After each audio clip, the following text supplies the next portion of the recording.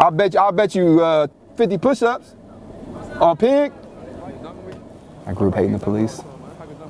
Everyone around me, told me not to trust the police and what to think of the police. And every time I turned on the radio, it was the police this, the police that.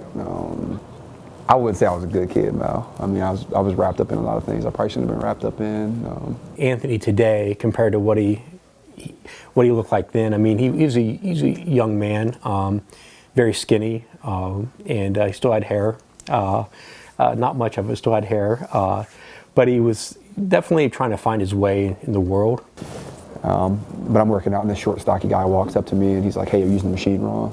And I'm like, "Get out of here! Like, I don't care. Like, nobody asked you to come over here and tell me how I'm using this machine." So he just kind of chuckled and walked away. So I went home that night, and I just kind of like thought to myself, like, man, like that guy could have destroyed me at the gym. Like I was like this super scrawny kid, and just overly cocky, and so I made it a point the next day to go back to the gym around the same time, hoping that he was there.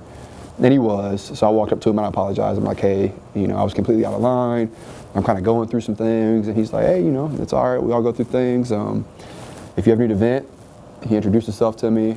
And he goes, "I'm at the gym around this time every day if you ever want to work out." And I'm like, "Yep, of course I want to work out. Like, you're like buff and I want to be buff." And we became friends and started in hanging out, for lack of better words. We were at Mongolian Barbecue in Easton, and we're eating, all this food at Mongolian Barbecue, and it clicks out of nowhere. And I just kind of like lean back and I go, "Are you guys cops?" And they bust out laughing. And they're like, "Man, like we weren't sure if you knew. We thought you knew. We don't really hide it."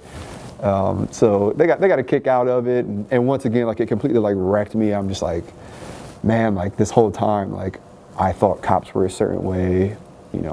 Cops had a secret agenda. Cops were bad. They couldn't be trusted. And here I am eating dinner with two police officers who were treating me phenomenal, buying my food, allowing me to work out with them, showing me how to properly work out. I'll call him a guardian angel. And I tell him all the time, if it wasn't for him, I'd be dead or in jail. The more I got to know Anthony, the more I could really see that he would be a perfect person to go into law enforcement.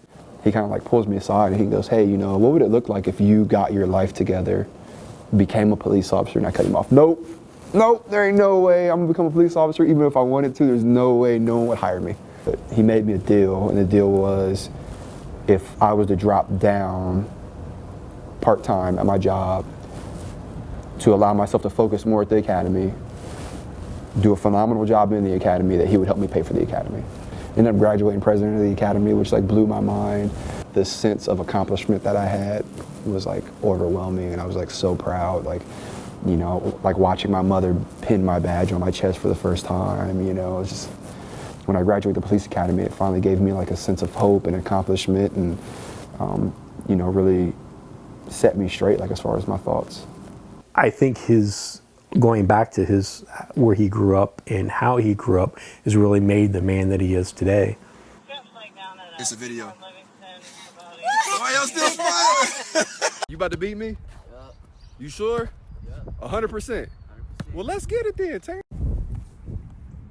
Oh, snap. So when I get out of the car and I talk to these kids, I kind of talk how they talk, and they pick up on that. And I kind of carry myself how they carry themselves. They pick up on that. And small things like that eventually add up to building this trust bridge. I embarrass myself a lot. I play basketball with kids who will walk circles around me and embarrass me. I don't know, I just have fun, I think it's very easy for community members to see police officers as a certain way, whether it's in a negative light, a positive light, because they have had positive interactions. A lot of people see us as robots, like we pull people over, we take people to jail. We pull people over, we take people to jail. So any chance I get to break that stereotype or break that mold that people think we're created in, I take full advantage of it. No matter if he's on duty or off duty, I mean, his desire to help people and to serve people, either that being the youth advisor in his church he's done, or in the off the duty hours where he does humanizing the badge, where he's done stuff all around the country with different groups and communities, to of course the stuff he does in Columbus. I think it's overwhelming, the desire and the drive that he has when it comes to that. But I remember that, you know, like when I'm out here in this cruiser and a kid flips me the bird, like I remember being that kid. So when I stop the cruiser and I talk to that kid, I relate to him. I go, hey, look, like I was you once, you know, I was in those exact same shoes. I was going through exactly what you're going through. You don't have to live your life like this. Oh, I'm tired.